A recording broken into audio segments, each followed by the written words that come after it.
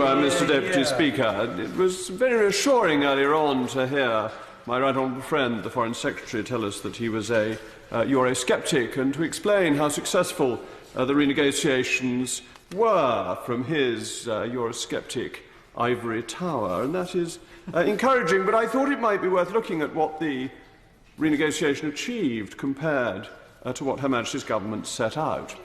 In the manifesto, it was an absolute requirement. An absolute requirement opens the paragraph where we get on to child benefit not being given to anybody whose children are living abroad. It seems to me that that has not been achieved, so our Eurosceptic Foreign Secretary has failed in that regard.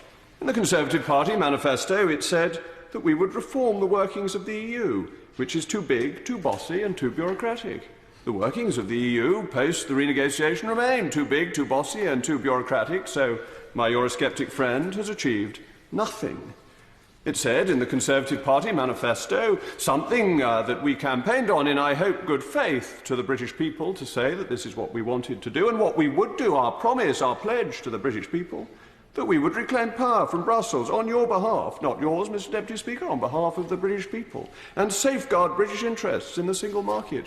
We have not reclaimed a single power, so in that my Eurosceptic friend, the Foreign Secretary, has failed to live up to his Eurosceptic credentials, the credentials of which he boasts, and to which I credit him, because the Foreign Secretary is an honourable man.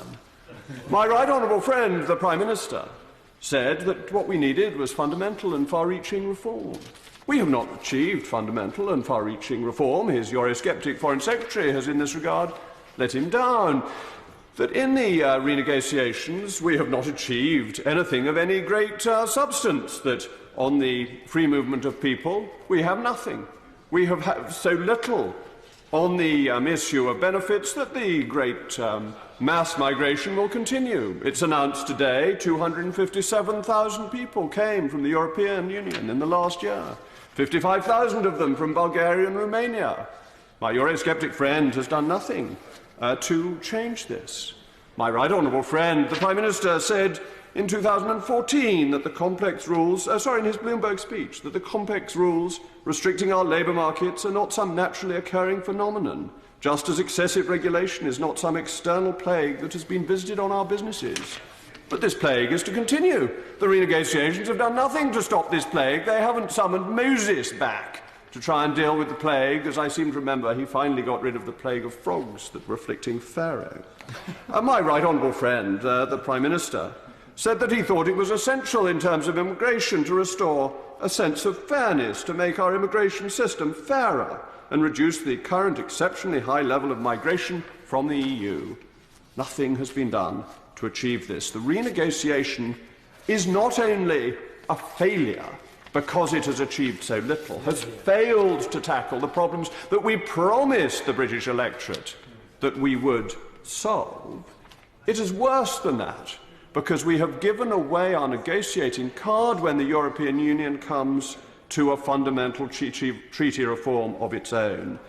In the document settled last weekend, it says member states whose currency is not the euro shall not impede the implementation of legal acts directly linked to the functioning of the euro area and shall refrain from measures which could jeopardise the attainment of objectives of economic and monetary union. So the Eurosceptic Foreign Secretary, the honourable man I was referring to, has managed, with my right honourable friend, the Prime Minister, to give away our most powerful negotiating card. When the European Union needs to develop the fiscal union that it has asked for, we have nothing to say because we have promised we will do nothing.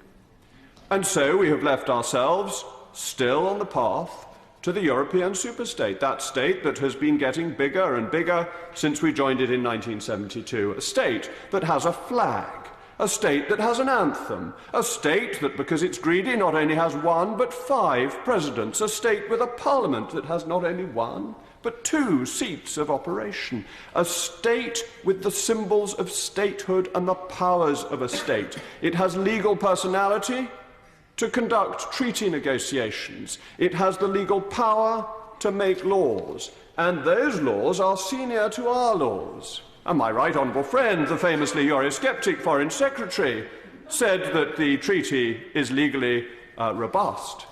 But he phrased himself very carefully with the pedantry that one would hope and expect of from somebody from the Foreign Office. He said it was robust in terms of international law.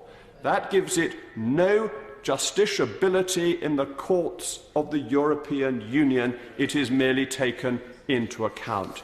So we have a pretty worthless agreement, and we have scare stories to tell us why we should not join. If, Mr. Deputy Speaker, it was so dangerous, why did the Prime Minister offer us a referendum? If he thought the world would collapse on the day we voted no, is he some hooligan, some yahoo, who thinks that it is safe to risk this nation's future by trusting the people? When he said he ruled nothing out, surely he meant it. Surely he was not saying that, in fact, he was always going to go along with whatever our friends in Brussels said, because the Prime Minister is a most trustworthy figure who negotiates in good faith. And that is the problem of all that underlies this negotiation.